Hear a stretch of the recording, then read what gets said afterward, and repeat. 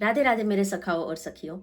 जैसे कि मैंने पहले बताया था कि मैंने एक फिल्म बनाई है जिसका नाम है रिफ्लेक्शंस, जिसमें मैंने बताया है कि कैसे कोई इंसान अगर प्रॉब्लम में होता है और अपने आप से ही कुछ क्वेश्चंस करता है तो वो इंसान अपने रिफ्लेक्शंस के थ्रू इनर वॉइसेस को सुन सकता है और उससे अपने प्रॉब्लम का सॉल्यूशन भी पा सकता है। और इसी से इंस्पायर होके मैंने ये ऋतुस मोनोलॉग शुरू किए हैं। तो आज की स्टोरी शुरू करने से पहले मैं आपको कहना चाहूंगी कि जब भी आप कुछ प्रॉब्लम में होते हो तब सबसे पहले आप अपने आप को श्रीमद् भगवत गीता के अर्जुन समझ लो। आप अर्जुन हो और आपके लिए आपका कुरुक्षेत्र है। जहां पे भी आपको प्रॉब्लम हो, जो भी आपका प्रॉब्लम हो, जैसे कि यूनिवर्सिटी हो, स्टडी रिलेटेड है तो university, school, then work place और मे बी एट होम, तो जो भी प्लेस है या जो भी प्रॉब्लम जहां पे भी हो उसको आप कुरुक्षेत्र मान लो। आप अर्जुन हो, वो कुरुक्षेत्र है और भगवान श्री कृष्ण है हमारा मन। जैसे कि हम सब जानते हैं कि हम सब के अंदर भगवान बसते हैं और हम अगर अपने आप से ही कुछ क्वेश्चन करेंगे, दिल से कुछ अपने आप से ही पूछेंगे तो हमारी इनर वॉइस हमें मिलेंगे जो भगवान देंगे और वो कुछ इशारा करना चाहेंगे जिससे हमें अपने प्रॉब्लम का सॉल्यूशन मिल सकता है। और भगवान हमेशा हमें राह दिखाते हैं। हमें चलना खुद है, मंजिल तक हम खुद ही चलेंगे, भगवान सिर्फ रास्ता दिखाएंगे। तो आज की स्टोरी में अर्जुन कौन है, उसका कुरुक्षेत्र क्या है और भगवान श्री कृष्ण यानी कि अर्जुन के इनर वॉइसेस उसे क्या बताते हैं और कैसे अर्जुन उस अपने प्रॉब्लम का सॉल्यूशन पा सकता है, देखते हैं आज की स्टोरी में। तो आज की स्टोरी के हमारे अर्जुन है एक लड़का जिसका नाम है करण। करण एक बहुत ही अच्छी पोजीशन पे एक अच्छी कंपनी में जॉब कर रहा था। उसकी सैलरी भी अच्छी थी, उसका घर भी अच्छे से चल रहा था, उसकी जॉब भी सेफ एंड परमानेंट थी। मतलब वो अच्छी खासी स्टेबल लाइफ जी रहा था।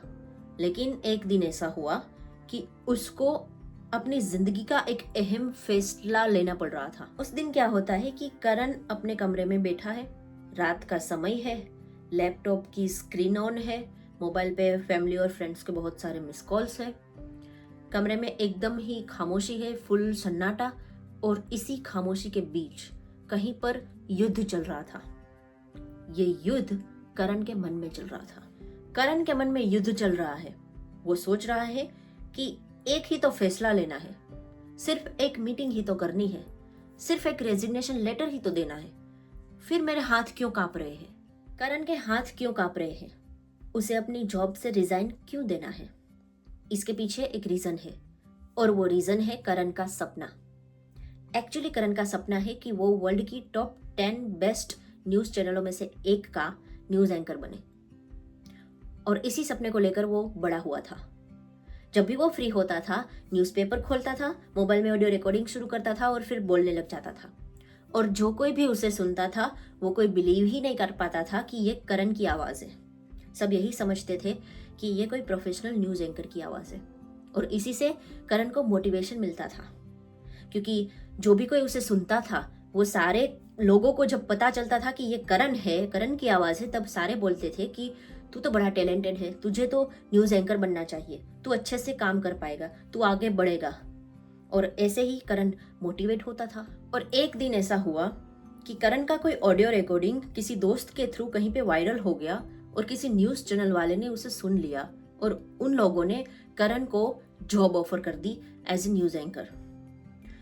तो करण के लिए तो ये एक बहुत बड़ा चांस था। वो सोच रहा था कि अगर मैं ये एक्सेप्ट कर लेता हूँ तो मैं आगे चलकर मेरा सपना पूरा कर सकता हूँ, वो टॉप 10 न्यूज़ चैनलों तक पहुँच सकता हूँ। और उसी के लिए करण को आज अपनी जॉब से रिजाइन देना पड़ रहा था और इसी के लिए वो सोच रहा था। और जॉब से रेजिग्नेशन लेटर देने से पहले उसके मन में युद्ध चल रहा था और अपने आप से पूछ रहा था कि एक रिजाइन लेटर ही तो देना है, फिर मेरे हाथ क्यों कांप रहे हैं? करण सोच रहा है कि सामने मेरे अपने ही है, कोई दुश्मन नहीं है। माँ बाप की उम्मीदें, परिवार का भरोसा, उनकी इज्जत, दोस्तों की एडवाइस। कोई कहता है प्रैक्टिकल बनो, कोई कहता है सेफ जॉब मत छोड़ो, कोई कहता है सपनों से घर नहीं चलता है। और मैं दो रास्तों के बीच में खड़ा हूँ। एक तरफ सुरक्षित भविष्य है, दूसरी तरफ मेरा सपना है। अगर मैं सपना चुनता हूँ तो शायद इन लोगों का दिल टूट जाएगा और अगर मैं इन लोगों की बात मानता हूँ तो शायद मैं खुद ही टूट जाऊंगा। करण के सीने में बोझ सा महसूस हो रहा है। उसका सेल्फ कॉन्फिडेंस जाने कहाँ खो गया है।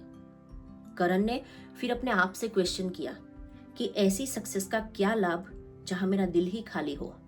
अगर वो अपनी जॉब को कंटिन्यू करता है, उसमें उसको कितनी भी सफलता मिलती है, वहां पे उसका दिल ही नहीं है, तो ऐसी सफलता का क्या लाभ। उसका दिल तो उस न्यूज चैनलों में है। और फिर दूसरा क्वेश्चन करता है कि ऐसी आज्ञाकारिता का क्या लाभ जिससे मेरी पहचान ही मिट जाए। अगर वो इन लोगों की बात मानकर अपनी जॉब कंटिन्यू करता है, तो वो जो पहचान बनाने जा रहा था अपने सपनों को लेकर, उस पहचान का क्या, ऐसी आज्ञाकारिता का क्या लाभ जिससे उसकी पहचान ही मिट जाए। करण सोचता है कि वो अपने आप को बहुत ही मजबूत समझता था, लेकिन आज वो डर रहा है, बहुत ही कंफ्यूज है, कमजोर फील कर रहा है, जैसे कदम आगे बढ़ ही नहीं रहे हो। फिर करण ने अपने आप से वापस क्वेश्चन किए कि क्या इस युद्ध से भाग जाना ही आसान है? क्या अपने सपनों को छोड़ देना ही शांति है? और फिर करण को जैसे अपने अंदर से कुछ आवाज पूछ रही थी कि करण, तुम डर से भाग रहे हो या अपने सपनों से?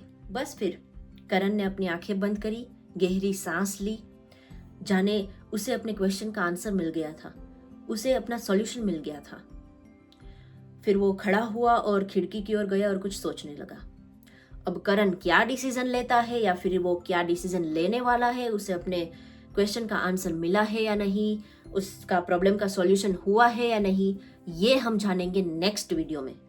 तब तक आप मुझे कमेंट करके बताइए कि करण को ऐसी सिचुएशन में क्या करना चाहिए, उसे क्या आंसर मिला होगा, और क्या वो अपना सपनों के पीछे भागता है या फिर अपना कुछ अलग डिसीजन लेता है। ये सब हम देखेंगे नेक्स्ट वीडियो में। थैंक यू फॉर वॉचिंग मी। मिलते हैं नेक्स्ट वीडियो में। राधे राधे।